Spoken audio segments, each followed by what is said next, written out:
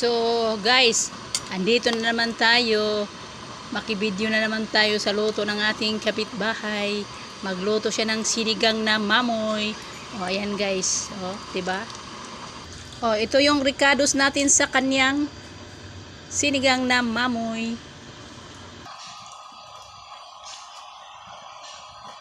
Maglagay na tayo ng ating kangkong.